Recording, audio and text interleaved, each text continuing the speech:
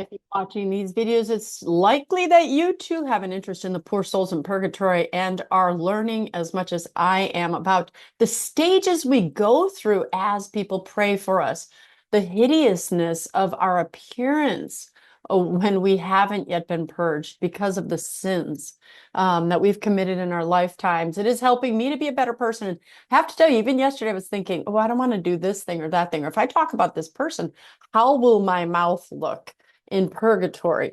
Because even though the Lord forgives our sins, which a lot of my Protestant brothers and sisters don't understand, Jesus dying caused us to be able to enter heaven to get that. But it didn't take away the punishment due to sin, or well, it's the punishment, right? I mean, we need to make amends for every sin that we committed because our God is not only a merciful God, he's a just God. And we don't all just, someone doesn't sin their whole life, choose God on their deathbed, and then have no punishment. They still get heaven, they still get God, but they have to make amends for that lifetime of sins that they committed. So anyway, my book, my conversations with the poor souls, the Diary of Princess Eugenie von der Leyen. Please like, subscribe, share with a friend. And again, as always, if you're able, please consider contributing to me financially in the link below. So today we start in a chapter entitled Pastor Natterer Appears. March 18th, 1925, I heard terrible sobs. I couldn't see anything for a long time. Finally, the figure of Pastor Natterer emerged from the dense fog. I didn't even know he died. He's in a terrible state. There's no doubt he is. He was always so repugnant that I can't remember his face. It's bad when he comes often. A certain sticky mass surrounds him, which I have already seen in some apparitions. I feel sorry for the poor man, and now I must confess I was so cowardly that I cried straight out. I almost can't anymore. It's often unthinkable when things go on like this. So I'm a selfish coward. Oh, Pastor, what's the matter with me? The supernatural threatens to overwhelm my feeble mind. I can't talk about it. I'm afraid of saying a thoughtless word, which in the end contradicts the truth, and yet I have to speak out. I can't finish on my own. Pulling away from the world is so overwhelming that I can't resist. First, I feel great sorrow for my sins. If that comes, then I know now it starts, because in my natural state, I'm much too careless. Then I'm suddenly in a circle of light. I hear a sound as if from far away, and then something pulls me towards it.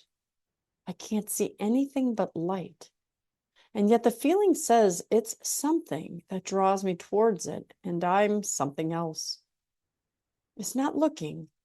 It's thinking in a way I once could not have. I have to worship and love. There are no words. It's like merging into something divine. I beg you, I don't want it, but it comes, grabs me, pulls me away into unexpected happiness. Isn't that a pipe dream? It pulls me off the easy path. I'm scared. And I have to confess something. I wanted to escape from it. I didn't look at anything anymore, and I only kept strictly to my obligatory prayers. In a word, I wanted to think less of the dear God. And now everything has gotten much worse. Worse, says the person in me. More beautiful, says the soul. But how am I supposed to hide it if this goes on? I haven't heard calls before how petty I am and eaten up by fear of man. Now it's easier for me again that I could tell you everything, but please be patient with me. In these visions, it seems as if the Lord is starting to give her a piece of heaven, a glimpse of heaven, to get her through these horrible nights that she has with souls that keep her awake, keep her sick, keep her struggling. And the more she's coming closer to God and detaching from the world, the more he's giving her this experience of heaven. These things are coming more often, and she's able to explain them a little bit better. April 15th. I haven't made any notes for a long time because I wanted to try what it's like when I think about it less. But it was the same. Pastor Natterer was there a total of 14 times. The only thing he said is, I ask for a holy mass. Unrest prevailed in him as I have never seen in any other apparition. He wasn't quiet for a moment. The sticky thing hung on him in tatters after his 9th appearance. It's very strange, especially the face. I often poured baptismal water on him, and he looked at me so gratefully that it was my greatest joy at Easter. I mustn't always whine, because I also experience joys that I can't even describe. April 24th. For 3 days, an animal has come to me in the night, which is not comfortable, something between a small buffalo and a ram, all black. I'm very scared. It jumped onto my bed. I was very cowardly, but the baptismal water helped me quickly. Now, there is a note from her spiritual director. It said, it should be said about this that other seers also saw poor souls in animal form. Christ once explained to Saint Bridget of Sweden in a vision that the spiritual does not appear to you as it is, but in physical form. It is clothed in parables so that your spirit can grasp it. April 25th.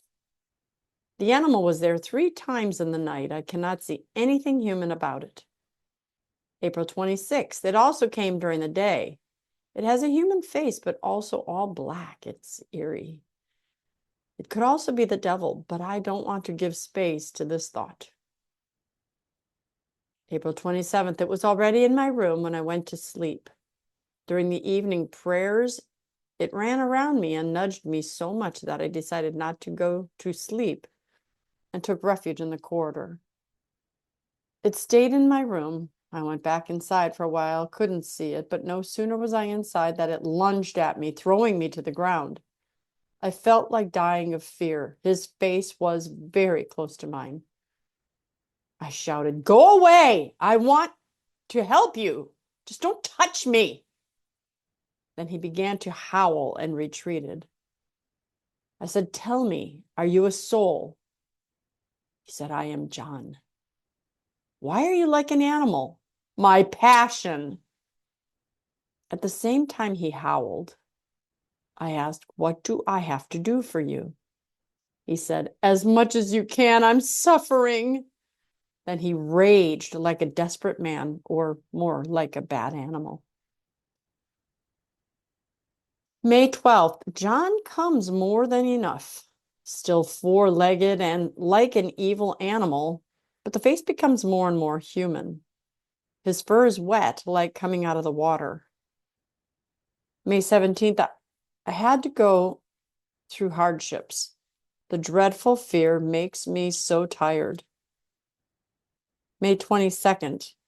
Every night the creepy guest comes. The face can now be recognized completely. It is Dr. G, who is actually a very good person. Nothing can be gotten out of him. He increases, May 25th. He increases in dreadfulness, and so do I in fear. He yelled at me, "Why don't you give me anything?" And I said, "But I'll give you what I can." Then he threw himself on my bed as if in a rage. What happened next, I don't know anymore. When I came to, he was crouched in a corner. I got up and prayed next to him. Then he was soon gone. May 27th, he came by day. I said, "Tell me, did you kill yourself?" He said, "No." "Why can't you find peace?" "The hidden sins."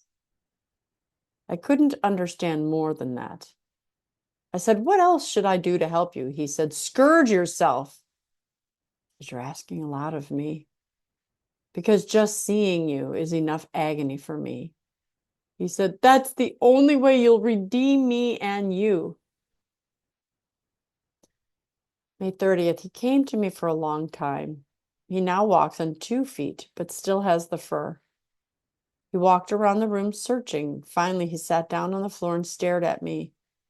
It wasn't pleasant, but I could tell that his eyes had lost their evil expression.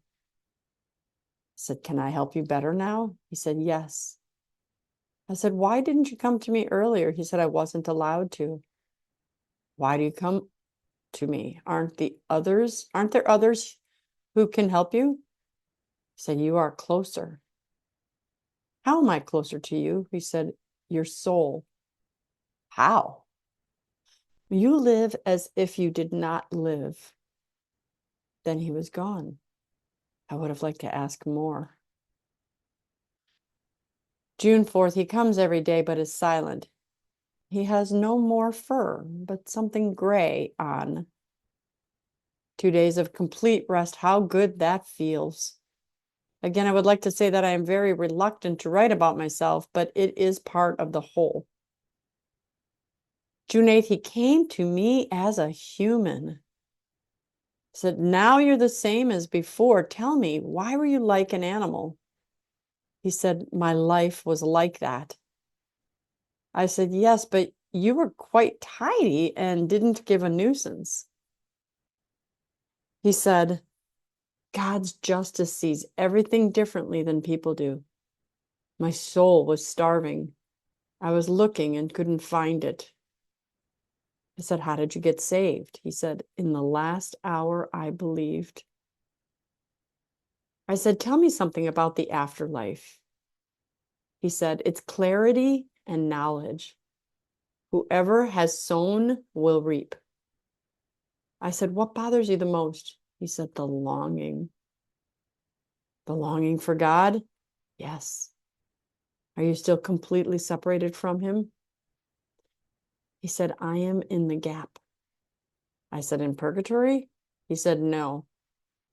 He said something else, but impossible to understand. It might have sounded like "about it," but I can't say for sure. June 10th, I asked, "Tell me again, where are you now?" He said, "In the gap." I said, "What does that mean?" He said, "Between darkness and clarity." "So you'll be redeemed soon?" "Yes." "Didn't anyone pray for you the whole time?" He said, "Yes, the river of sacrifice keeps flowing. Salvation for those who believed in it." "Do you mean the Holy Mass?" "Yes." June 12th, he came very bright and friendly. I said, "But today you're beaming." He said, "You gave me a lot." "Can you tell me why you always come so nasty to me at the beginning? Were you aware of looking like a buffalo?" He said, "Yes." "Is that part of the punishment?" "The sin." "Is there anything I can do to stop the souls from coming to me?" He said, "The stream is unstoppable." I said, "Give me a sign that you were with me so that it is more likely to be believed." He came very close and whispered in my ear, "One more sacrifice for us." Then he was gone, I think, forever. So that was June 12th.